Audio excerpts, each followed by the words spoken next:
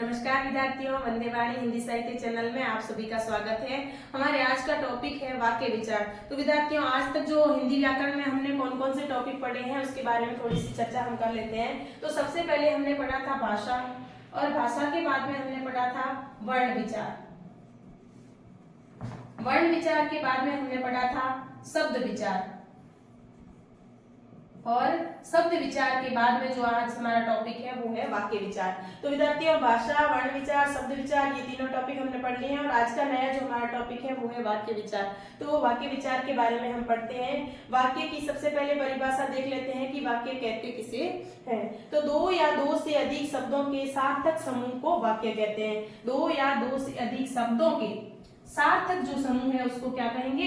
उसे वाक्य कहेंगे। या शब्दों का सार्थक योग जो है वाक्य कहलाता है, यानी शब्दों का सार्थक जो योग होता है वो वाक्य कहलाता है। भाषा व्याकरण का जो सबसे बड़ा अंग है वो क्या है विद्यार्थियों? वो वाक्य है। भाषा व्याकरण का सबसे बड़ा अंग जो है वो भी वाक्य ही कहलाता है। अब भाषा या भावार्थ के आधार पर भाषा की सबसे छोटी इकाई पूछे तो या सबसे बड़ी इकाई पूछे तो भी क्या कहलाएगी? वाक्य ही कहलाएगी। यानी भाषा या भावार्थ के आधार पर भाषा की सबसे छोटी इकाई ये भी वाक्य है, और भाषा और भावार्थ के आधार पर भाषा की सबसे बड़ी इकाई पूछे तो वो भी क्या है? वो भी वाक्य है। अब विद्यार्थियों, यानी सामाजिक प्राणी होने के कारण मनुष्य समाज के अन्य व्यक्तियों के साथ सदैव संपर्क में रहता है। इसके लिए वह अपने विचारों को प्रकट करने के लिए भाषा का प्रयोग करता है। यानी सामाजिक प्राणी होने के कारण मनुष्य समाज के अन्य व्यक्तियों के साथ सदैव संपर्क में रहता है। इसके लिए वह अपने विचारों को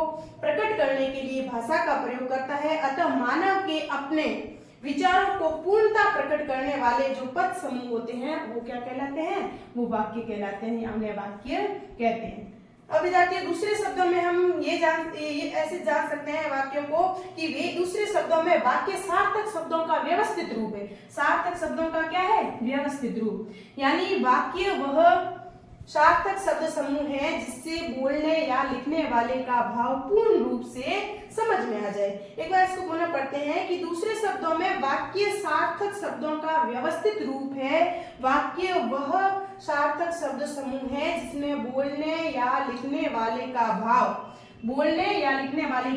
भाव पूर्ण रूप से जो है समझ में आ जाए, उसे हम क्या कहेंगे? उसे हम वाक्य कहेंगे। एक उदाहरण लेते हैं यहाँ पे, जैसे राम ने धर्म की स्थापना की। राम ने धर्म की स्थापना की, यह शब्द समूह सार्थक है क्योंकि व्याकरण के नियमों के अनुसार व्यवस्थित भी है तथा पूरा आशय प्रकट कर रहा है। यानी राम ने धर्म की स्थापना की, एकदम इसका आशय जो है स्पष्ट हो रहा है, तो ये क्या है? ये वाक्य है। यानी यह शब्द समूह सार्थक है, व्याकरण के नियमों के अनुसार व्यवस्थित है तथा पूरा आशय प्रकट कर रहा है, अतः यह एक वाक्य है। अब विद्यार्थियों, हम ऐसे कह सकते हैं, अर्थात सार्थक और व्यवस्थित शब्दों का वह समूह, सार्थक और व्यवस्थित शब्दों का वह समूह जो किसी भाव या विचार को पूर्णतः व्यक्त करता है वाक्य कहलाता है। तो विद्यार्थियों, वाक्य की ये परिभाषा थी, मैंने बता दी। अब हम पढ़ेंगे वाक्य के तत्व।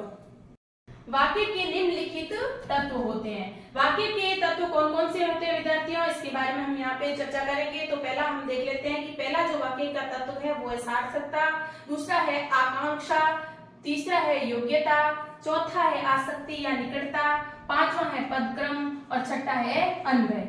तो सार्थकता, जो पहला जो हमारा है सार्थकता, उसके बारे में हम यहाँ पे जान लेते हैं कि सार्थकता क्या है। तो वाक्य में प्रयुक्त शब्दों का सार्थक होना आवश्यक है। तो विद्यार्थियों, जिस भी वाक्य में हम जो भी शब्द प्रयोग करेंगे उस शब्द का जो है सार्थक होना आवश्यक है, उसमें निरर्थक शब्द नहीं होना चाहिए। वाक्य में प्रयुक्त शब्दों का सार्थक होना इसमें आवश्यक है।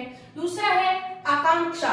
आकांक्षा में वाक्य में प्रयुक्त पद को सुनकर दूसरे पद को सुनने या जानने की स्वाभाविक उत्कंठा जागती है, उसे हम आकांक्षा कहते हैं। जैसे वाक्य में प्रयुक्त पद को सुनकर, मतलब वाक्य में कोई पद है, उसको मतलब अभी पूरा नहीं सुना है, मतलब एक लाइन उसकी मान लो सुना दी, वाक्य में प्रयुक्त पद को सुनकर दूसरे पद को, मतलब उसका दूसरा पद कौन सा है, उसको सुनने या जानने की जो स्वाभाविक उत्कंठा बनी रहती है उसे हम आकांक्षा कहते हैं। जैसे दिन में काम करते हैं, दिन में काम करते हैं, इस वाक्य को सुनकर हम प्रश्न करते हैं कि कौन लोग काम करते हैं, क्योंकि अभी हमारी जो है उत्कंठा है वो बनी रहती है कि पूरा वाक्य नहीं हुआ है, हमें ये जानने की इच्छा है कि कौन लोग काम करते हैं। तो यदि हम कहें कि दिन में सभी लोग काम करते हैं, दिन में सभी लोग काम करते हैं, तो सभी कह देने से प्रश्न का उत्तर मिल जाता है। जैसे ही हमने कहा कि दिन में सभी लोग काम करते हैं, तो सभी शब्द जो कह देते हैं उसके कह देने से प्रश्न का उत्तर मिल जाता है,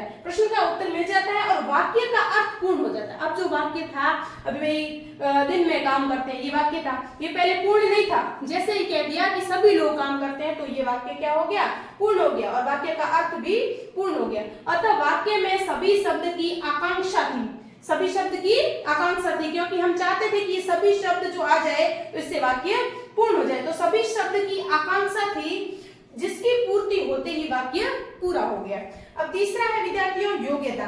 वाक्य में प्रयुक्त प्रत्येक शब्द अर्थ प्रदान करने में सहायक होता है, यानी वाक्य में प्रयुक्त प्रत्येक शब्द जो होता है वो अर्थ प्रदान करने में सहायक होता है। तो समझना चाहिए कि वाक्य में योग्यता विद्यमान है। देखो, वाक्य में प्रयुक्त प्रत्येक शब्द यदि अर्थ प्रदान करने में सहायक होता है तो क्या करना है, तो हमें समझना चाहिए कि वाक्य में योग्यता विद्यमान है। यदि वो अर्थ प्रदान करने में सहायक नहीं होता है तो वाक्य में योग्यता विद्यमान नहीं होती है। जैसे किसान लाठी से फसल काटता है, अब लाठी से फसल नहीं कटती है, हमें पता है, किसान लाठी से फसल काटता है, ये जो है हमारे जो योग्यता जो इसमें विद्यमान नहीं है, ये योग्यता की पूर्ति नहीं कर रहा है, क्योंकि लाठी की योग्यता नहीं है कि वो फसल को काटे।